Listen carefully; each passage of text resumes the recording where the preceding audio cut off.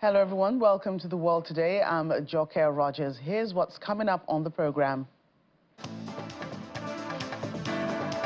Prime Minister Keir Starmer moves on from Brexit as UK and the European Union strike deals on security, fisheries and energy. Israel to allow limited amount of food into Gaza, ending an 11-week blockade, and that has brought the enclave to the brink of famine. And U.S. President Donald Trump speaks to Russian President Vladimir Putin on ending the war in Ukraine. Let's begin The World Today. Well, it's been a series of landmark agreements between Britain and the European Union as both sides have reached a new deal setting out post-Brexit relations on areas such as trade, fishing rights, defense, justice and migration. On trade, the UK will now be getting reduced checks on food exports to the EU, while on fishing it will keep the current status quo, giving EU boats continued access to UK waters until 2038. The deal on defense pact will allow Britain to access EU funds for defense development, and on immigration, British passport holders will now be able to use e-gates when travelling around the EU. Well, marking a new era in relations, British Prime Minister Keir Starmer described the deal as a win-win and hugely important decision for the UK. European Commission President Ursula von der Leyen also praised the deal as an historic moment and a success. However, reactions has been trailing the decisions, with the Conservative leader, Kemi Badenoch, saying that she was shocked by the series of deals signed by the Prime Minister, calling it a sellout on fishing. Scottish Fishermen's Federation also called the new deal a horror show for them. While Ms. Badenoch believes the Prime Minister has taken the UK back to square one, Mr. Keir Starmer himself is convinced that Britain is back on the world stage. It's important to emphasise the permanent nature of the agreements that we've reached on SBS, on defence and security, etc. These are not time-limited. These are permanent arrangements, deliberately so that we can be clear about the long-term future of this relationship. The significance of the EU and the UK coming together in this way over such a range of issues is not to be underestimated, and that's why it's genuinely a new chapter for our country, a new chapter for our relationships. In relation to fish, I think it is important that we've got the certainty in there, and I won't rehearse again what that means for UK fishing communities, the access to the market, particularly on the SPS, etc. But I think there's something bigger here which is important, because what we've achieved today is about looking forwards, not backwards. It's about not reopening all the old wounds. It's about turning a page, starting a new era, closer cooperation. This agreement brings stability and predictability for fishermen and fisherwomen on both sides of the channel. You emphasized how important that is in these days. And indeed, I mean, till 2038, that's 12 years. That is a lot of predictability, stability to really also do the necessary investments, and it's finding good solutions we've been working on for a long time, but prolonging now the time where we can live with these good solutions. With Keir Starmer, we are turning the page, look at the future, and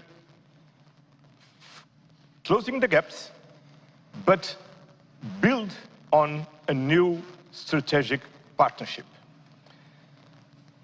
Building and working on a new common understanding, a very ambitious roadmap, not to return to the single market, not to return to the customs union, but to do better together as neighbors, partners, allies and friends.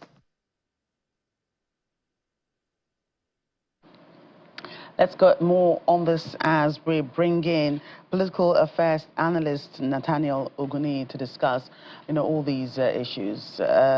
Nathaniel, great again to see you on The World Today. Good afternoon. Thanks for having me. Right, so Keir Starmer has made this deal as a two-way move on from Brexit's, political fights. Do you think this agreement could lead to a turning point in UK-EU relations? I think so, yes.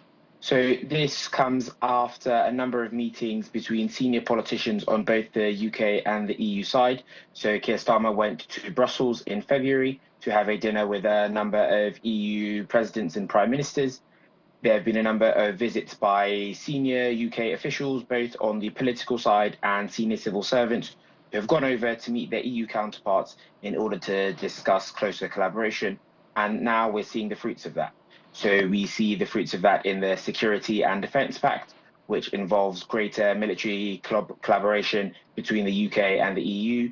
It also involves the UK and the EU discussing collaboration on policing and ensuring that there is tough security covering anti-terrorism and anti-money laundering as well. So there's a broader context to this, I think, which is the UK is trying to work much more closely with the EU as Labour set out in their manifesto from the election last July.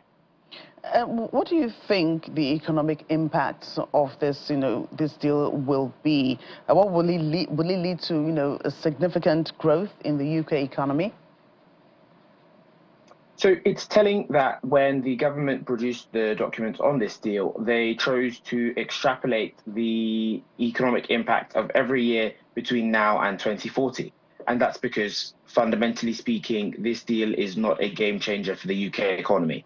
It's not predicted to give a big boost to UK GDP. At most, the boost to GDP will be around 0.3%, maybe 0.4% if the integration works all as planned. But the impact in terms of UK GDP is quite limited. The impact in terms of UK investment, equally limited. There is a chance that the youth mobility aspects of the deal would lead to greater supply of workers within certain areas. So, for instance, hospitality is one, but that is unlikely to be a game changer in terms of the big UK picture.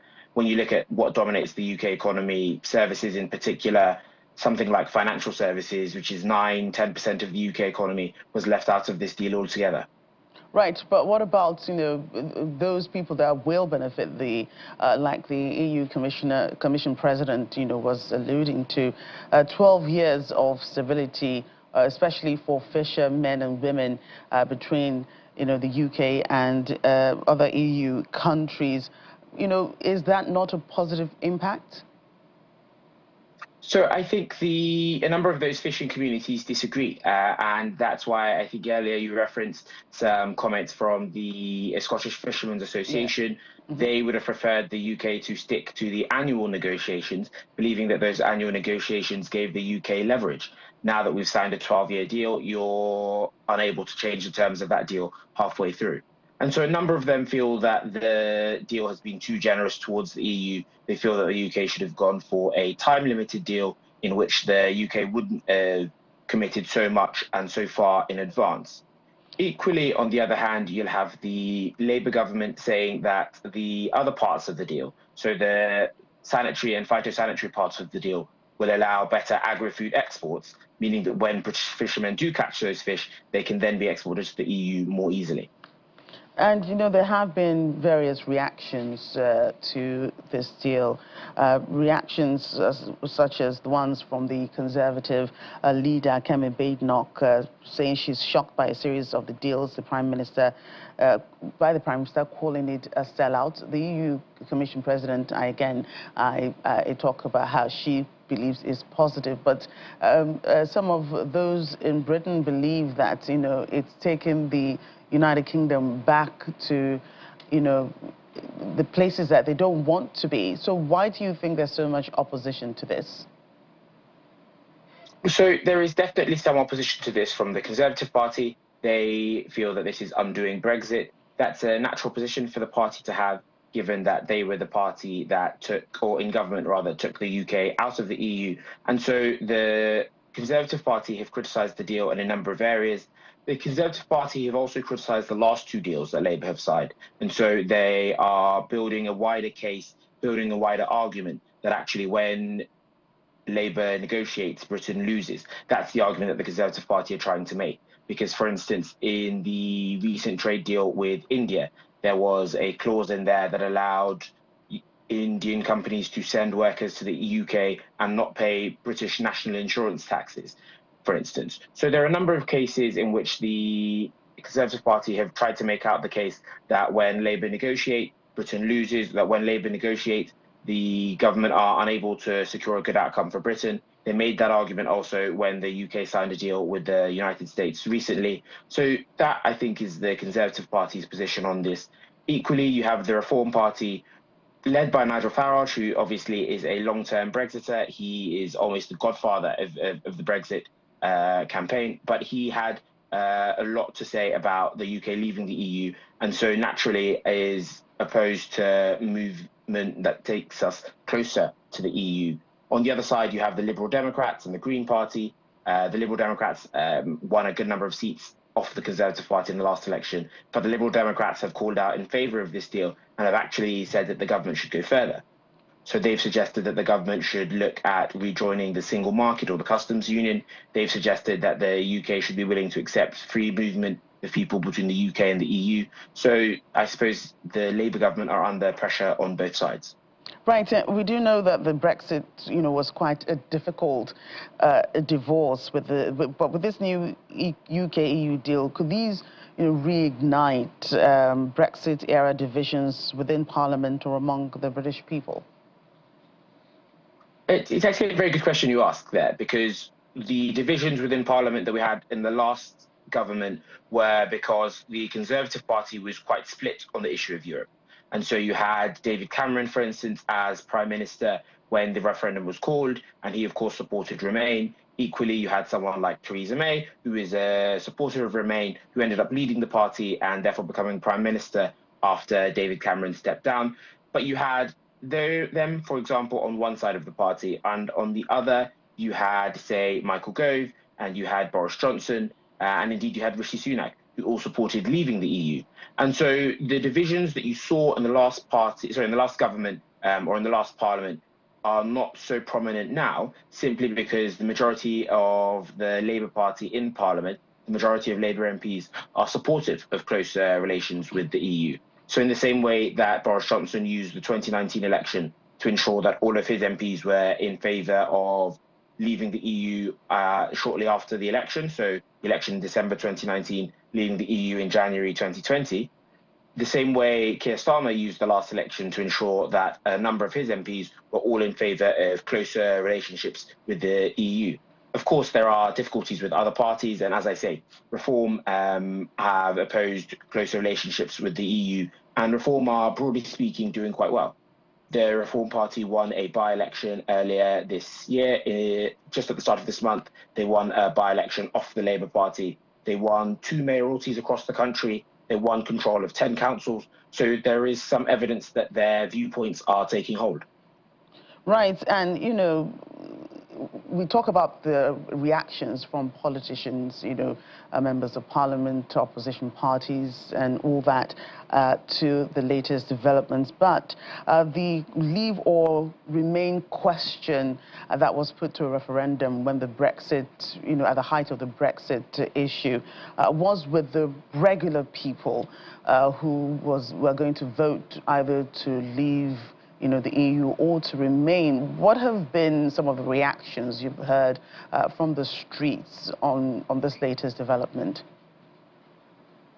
So I think because Labour campaigned on a platform last year at the general election in July to become closer to the EU, the majority of people who voted for Labour did so with the knowledge that Labour would be pursuing greater relationships, closer partnerships with the EU.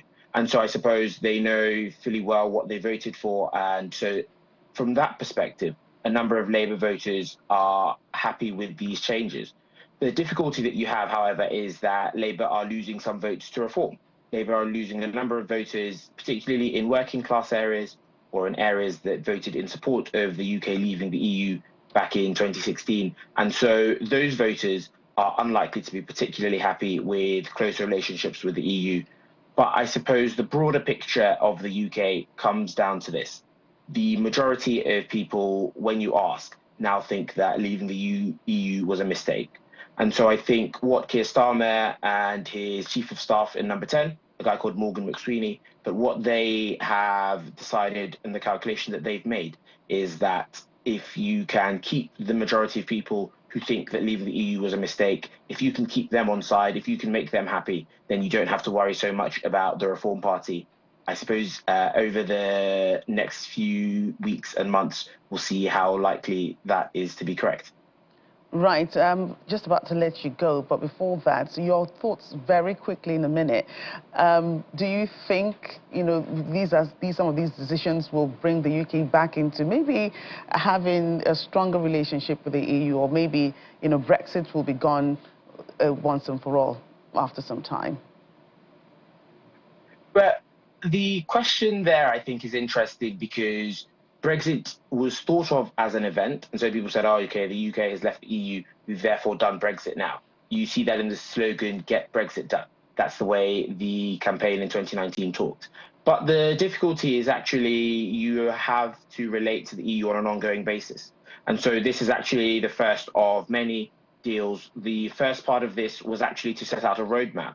So the UK and the EU will now collaborate on climate matters with an emissions trading scheme. They will collaborate on security, as we've discussed. But this is just the start. So the EU are planning further negotiations with the UK. The UK are happy to see those happen in due course. And so the two sides will continue to work more closely together over the coming months and years. Right, Nathaniel, thank you so much.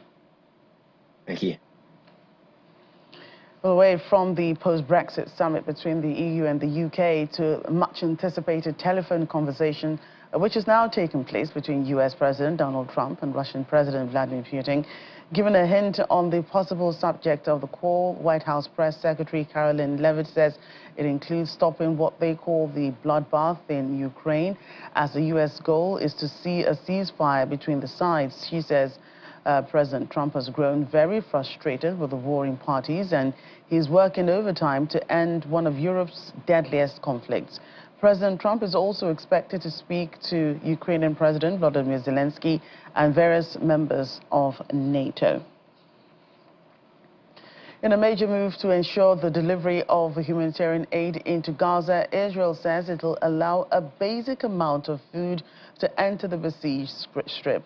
This new development to avert a starvation crisis comes nearly after 10 weeks of blockading the territory. It also comes hours after the Israeli Defense Forces said it has begun what it called extensive ground operations throughout Gaza.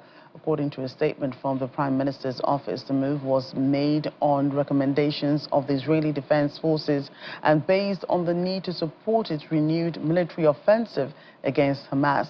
Israel has come under increasing pressure to lift its blockade, during which no food, fuel or medicines have been allowed into Gaza. Meanwhile, protesters, including a delegation of Italian lawmakers and human rights activists, gathered at Egypt's Rafah crossing over the weekend, calling for an immediate ceasefire and end to aid blockade in Gaza. Aid agencies have been warning about the risk of famine among Gaza's 2.1 million population, calling for the immediate and unhampered resumption of aid. Protesters, who can be seen holding signs and banners reading "Stop Genocide Now, End Illegal Occupation, Stop Arming Israel," say they are here to lend their voice into the nearly 2-year war. With a member of the Italian Parliament, Italian MP in the European Parliament, then we do have academics, associations, NGOs and media. We are here to break the silence on what's happening in Gaza, the extermination of the Palestinian people. We cannot accept what's happening there. And we really want to tell our public opinion that we are against. Although our government is very close to the Israeli government, we, the opposition, together with the civil society, we are against this extermination. And we want to be close to the Palestinian people, to express our solidarity. But also, we want to say stop complicity to the European leaders, stop complicity with Benjamin Netanyahu. The European Union is not doing enough. Their voice is not there to stop these crimes which are occurring in Palestine and in Gaza in particular. So we think that the Europe of the civil rights, of human rights, of solidarity among people, where is it? Where is it? It's unacceptable that aid, humanitarian relief aid, is not passing through. Here there is no convoy entering after 75 days.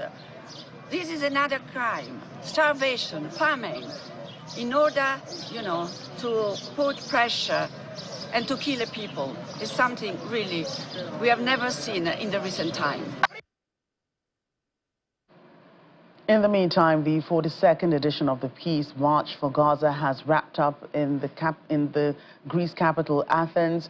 Hundreds of anti-war activists began the historic 42-kilometer walk in Marathon City, Greece, in solidarity with Palestinian people, calling for an end to the war and, most importantly, for peace to reign in the region.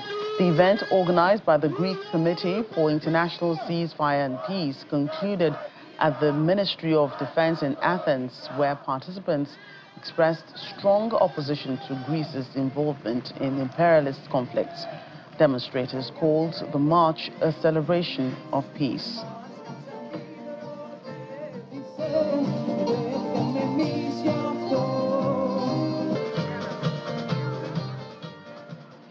Well, it's beats of triumph for Liberal pro-EU Mayor Nicolae Dan as he emerged winner of the just concluded Romanian election. He edged off his rival, Romanian right-wing nationalist George Simion, to win the presidency after months of political turbulence.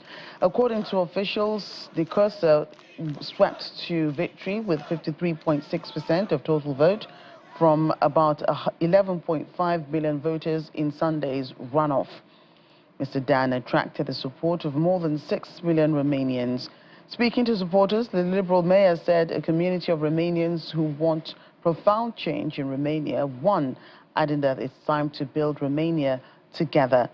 Congratulatory messages have since been pouring in from neighboring Moldova and Ukraine, with Moldova's President Maia Sandu saying both countries stand together, supporting one another and working side by side for a peaceful future, while Ukrainian President Volodymyr Zelensky said it's important to have Romania as a reliable partner and a friend. Well, staying with politics, this time in Portugal, where its victory for the governing right of centre Democratic Alliance and its leader, Luis Montenegro, who won snap parliamentary elections for the third time in a row. In a celebratory speech in the capital, Lisbon, Mr. Montenegro thanked both his family and political supporters that defended during the course of the elections. He promised supporters to stimulate investments and also guaranteed prosperity in the country. And of course, he also promised social justice. Socialist leader Pedro Nuno Santos, who lost to Montenegro, announced his resignation after his party finished in second place.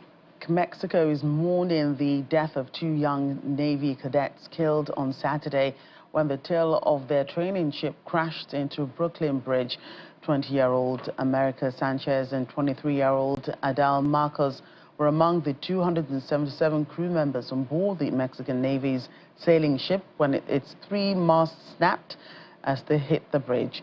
According to Mexican media, Sanchez was one of the cadets standing on top of the mast at the time of the incident.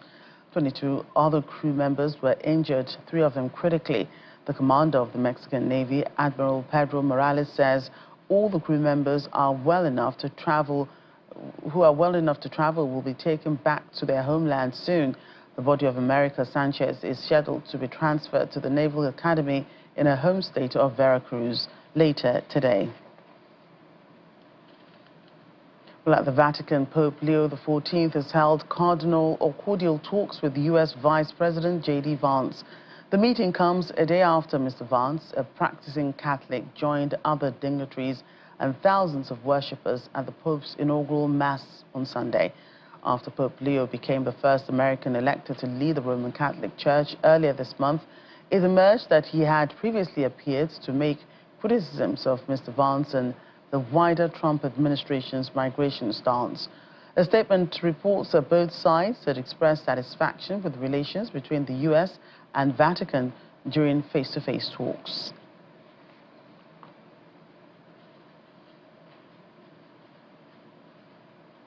And more from the Vatican City, where a momentous gathering of over 100,000 faithful witnessed the historic inauguration of Pope Leo XIV at St. Peter's Square on Sunday. The newly installed pontiff used the occasion to set a bold agenda for his papacy, denouncing the exploitation of the vulnerable, condemning authoritarianism, and calling urgently for global peace. Among the distinguished guests were world leaders, including Nigeria's President Bola Tinubu, who joined top church officials at the iconic St. Peter's Basilica for the solemn outdoor ceremony.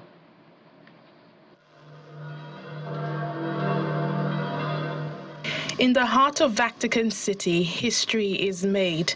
At St. Peter's Basilica Square, a crowd of more than 100,000 faithful, alongside dignitaries from around the world, gathered to witness a sacred milestone, the inauguration of Pope Leo XIV.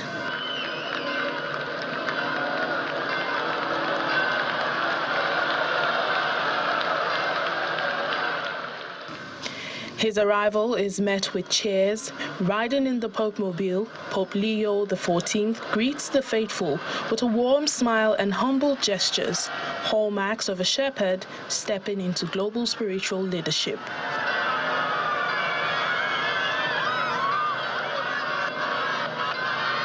Before the ceremony begins, the Pope pauses at the tomb of St. Peter's, offering silent prayer beneath Michelangelo's masterpiece in the Sistine Chapel.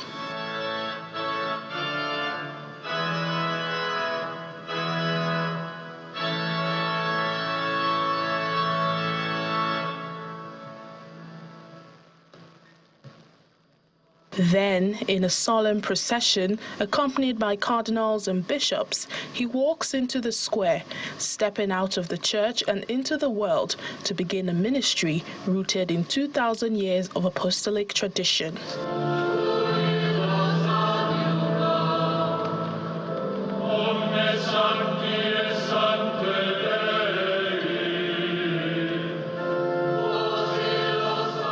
Libro de los Hechos de los Apóstoles. The inauguration Mass begins. The first scripture reading is delivered in Spanish, followed by a reading in English from the first letter of St. Peter. This is the day the Lord has made. Let us rejoice in it and be glad.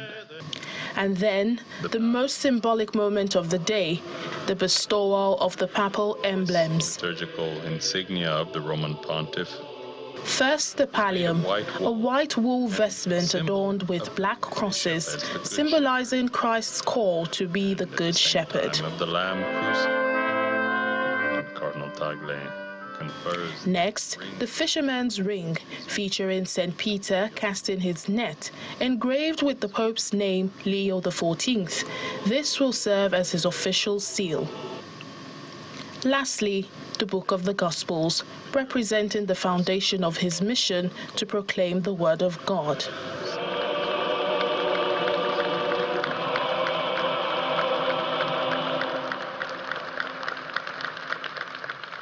It's an emotional moment for Pope Leo XIV as he receives the papal emblems.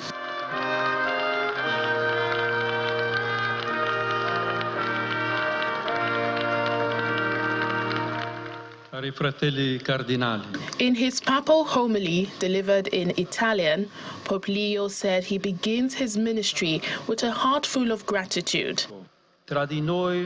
This is the missionary spirit that must animate us, not closing ourselves off in our small groups, nor feeling superior to the world. We are called to offer God's love to everyone in order to achieve that unity which does not cancel out differences, but values the personal history of each person and the social and religious culture of every people. Brothers and sisters, this is the hour for love. The heart of the gospel is the love of God that makes us brothers and sisters. With my predecessor, Leo XIII, we can ask ourselves today. Among those taking part of the ceremony was Cardinal Francis Arinze, the oldest living cardinal, taking part in the prayer of consecration with reverence and deep symbolism. As the Mass drew to a close, the Holy Father offered his gratitude to pilgrims, Roman citizens, foreign delegations, and interfaith leaders in attendance. In his final blessing, Pope Leo XIV called on the global community not to forget those suffering amid conflict in Gaza, Myanmar, and Ukraine. Gaudet letare Virgo Maria, Alleluia. Oremus. Following the Mass, the Pope received world leaders inside the Sistine Chapel, among them Nigeria's President Bola Tinubu, Gabon's Brice Oligui Nguema, and Ukraine's President Volodymyr Zelensky. The inauguration of Pope Leo XIV marks the beginning of a new chapter, ushering in the pontificate of the first American to lead the Roman Catholic Church. Layo Olarinde, Channels Television News. Staying with the inauguration mass of the Catholic Pontiff, President Bola Tinubu has emphasized the need for Nigeria to continue working on achieving national unity for the sake of the country and the African continent.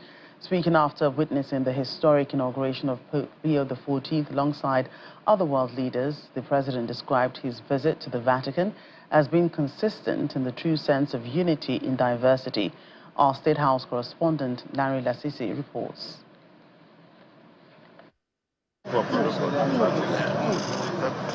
President Bola Tinubu arriving at St. Peter's Square, the Vatican City, for the historic inauguration of Pope Leo XIV.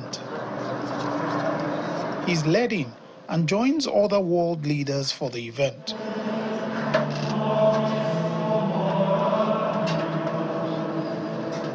In front of over 1,000 visitors and Catholic faithful, the Mass is observed, a ceremony of color and deep spiritual significance.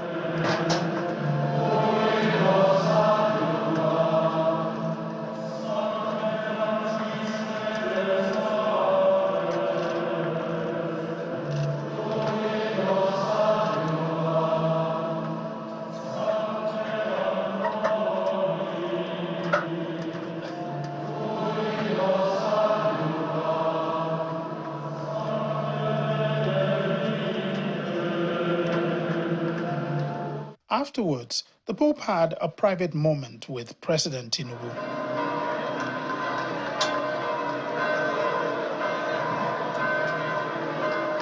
The President also met with former Ekiti State Governor Kayode Fayemi and the 2023 Labour Party presidential candidate Peter Obi at the event. Speaking with correspondents afterwards, the President touched on the significance of his visit on national unity. It's consistent in the true sense of unity in diversity. And I'm greatly honored. We have to continue to work on it. It's a work in progress for the sake of our country and the continent as a whole. Other members of the delegation also spoke on the symbolism of the visit. He has shown that this solidarity with the millions of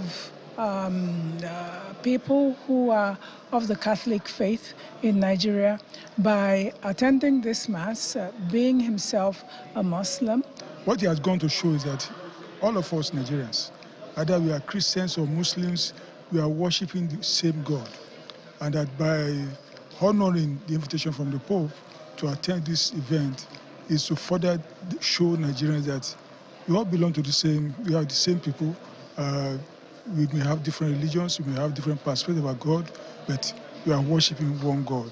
And that's what he has shown by coming to this event. It changes the perception that Nigeria has this, everlasting sectarian conflict between Christian and Muslims. So it shows that the Vatican, the Papal, can see it fit to invite the president to represent the great country of Nigeria and show the fact that religion, freedom of religion, is something that is prevalent and is also recognized by the leadership of Nigeria. Later in the day, the president met with members of the Catholic Bishops' Conference of Nigeria, who were part of his delegation to Rome. During the meeting, President Tinubu urged Nigerians to use their diversity for the country's stability and rapid development. The president also issued a stirring call to leaders at all levels to work for the betterment of the citizenry.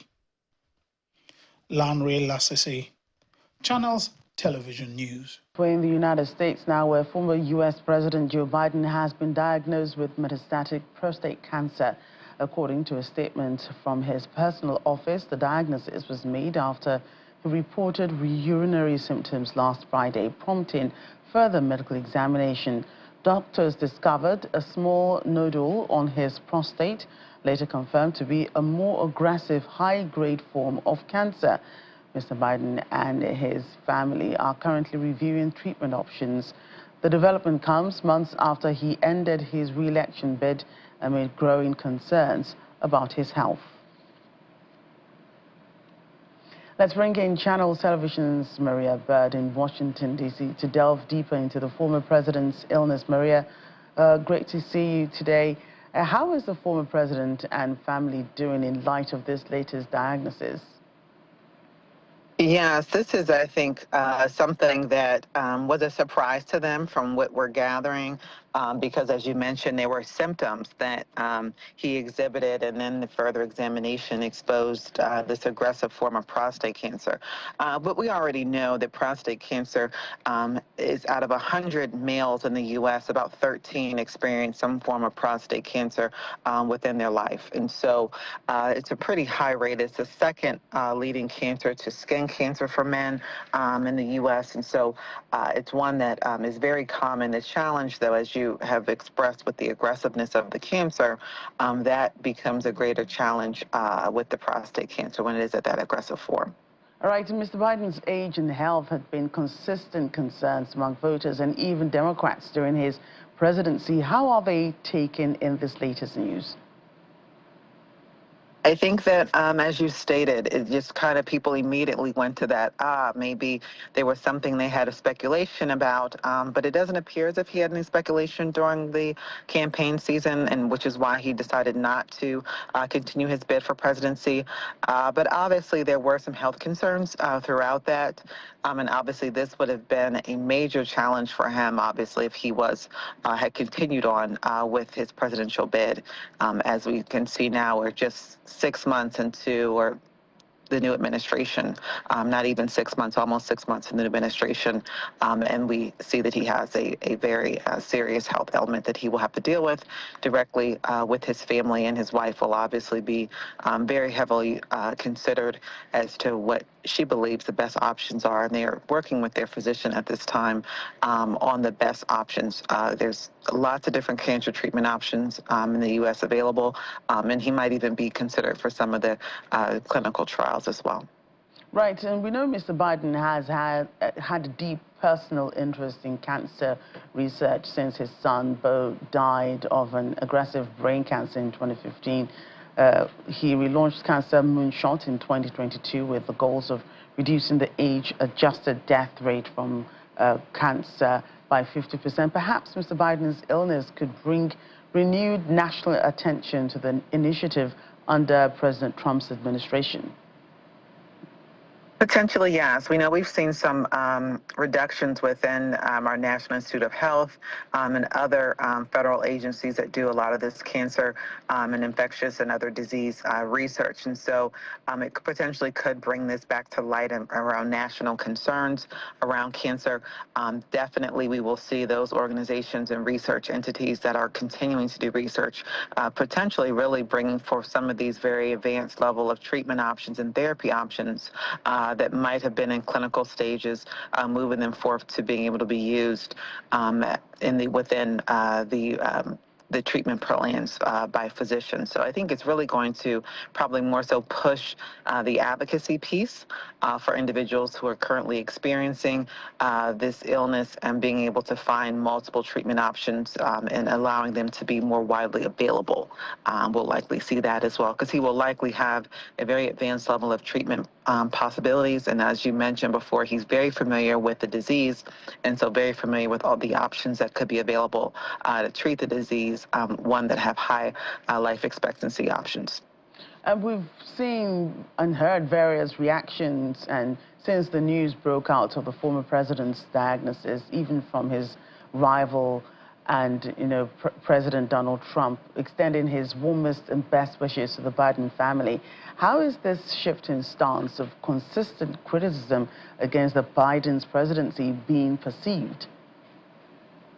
Well, I think one of the things this really acknowledges is in the U.S. for a long-standing time, we're just most recently seeing a very different level of back and forth between parties, but there's always been a friendly relationship. We know that the former president had a very close relationship with John McCain, a Republican, and so that was very common and commonplace historically within the U.S. Governmental structure, where the parties did have very friendly relationships. So I think this just really reignites that acknowledgement that despite the political party and the difference there, that the human and the personal relationships and the person matter.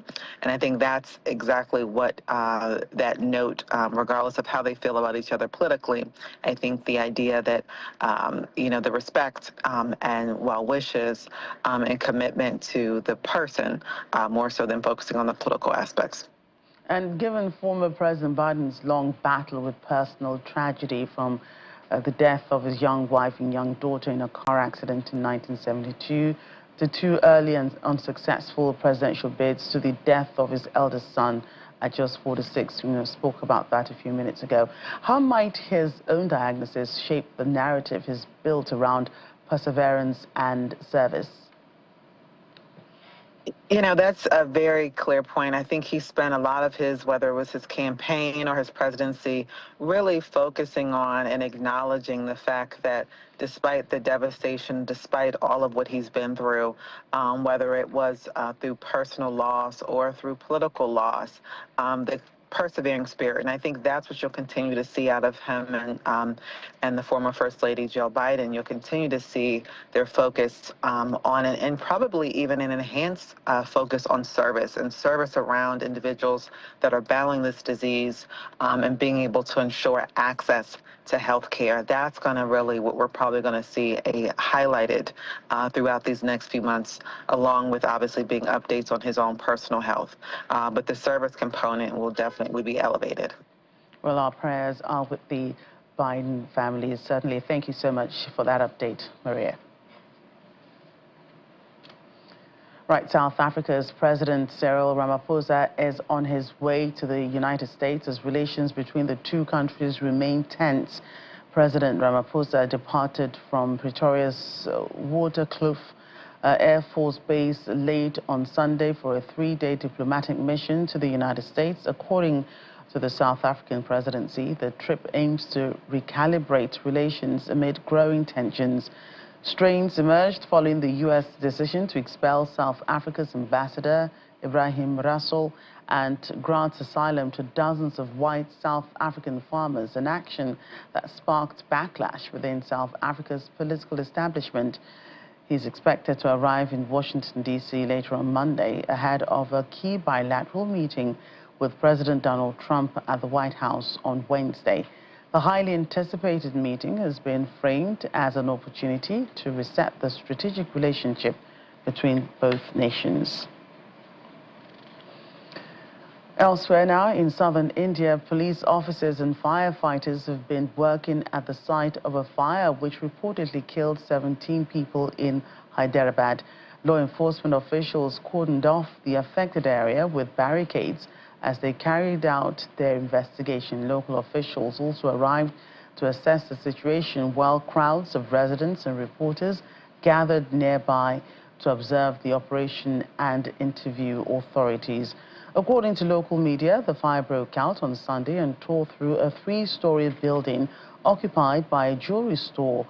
The Telangana State Fire Disaster Response Emergency and Civil Defense Department were mobilized shortly after the blaze began and later released the names of the victims. Prime Minister Narendra Modi expressed deep grief for the deceased and promised compensation of 200,000 rupees, almost 4 million in Nigerian currency, to each victim's next of kin. My preliminary investigation, within minutes, 2 minutes, the fire department arrived here. They tried to do their best, but by then it is already late and all 17 were dead. Postmortem report is yet to be released. Investigation is yet to continue, and I will speak about this matter after thorough investigation next week. Fault. What is this taking place? How to prevent these tragedies? Only after the investigation we can advise the government.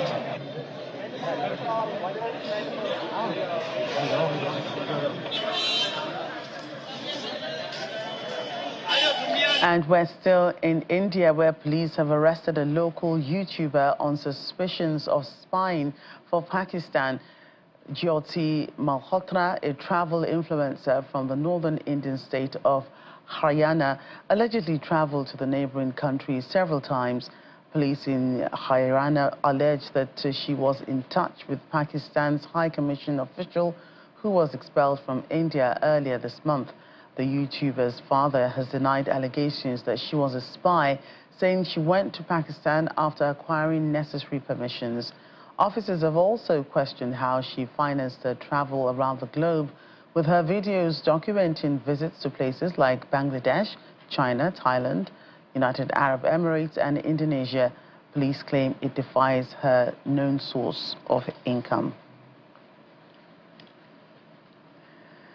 And in France, the Justice Minister has announced during a visit to French Guiana that the government will build a new high-security prison in its overseas territory to house drug traffickers and radical Islamists.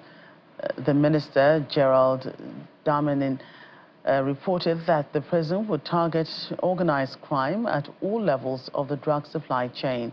The €400 million facility, which could open as early as 2028, will be built in an isolated location deep in the Amazon jungle in the northwestern region of Saint Laurent de Maroni. The plan was announced after a series of violent incidents linked to criminal gangs which saw prisons and staff targeted across France in recent months.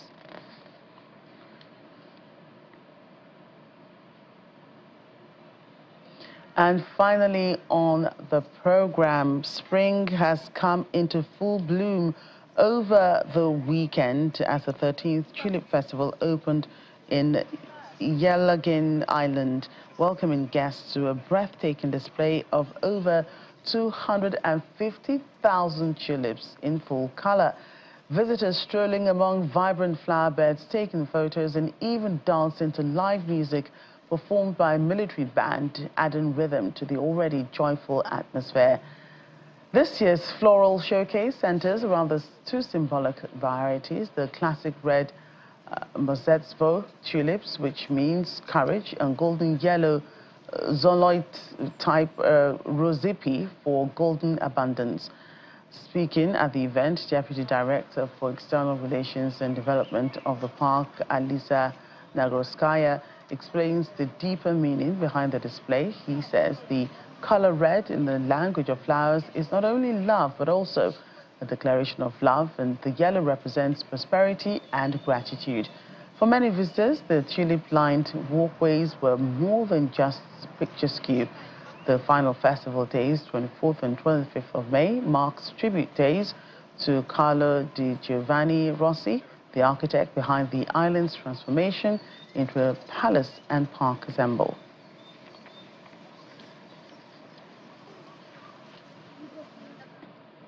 And that's our program today. Thank you for watching. I'm Joke Rogers.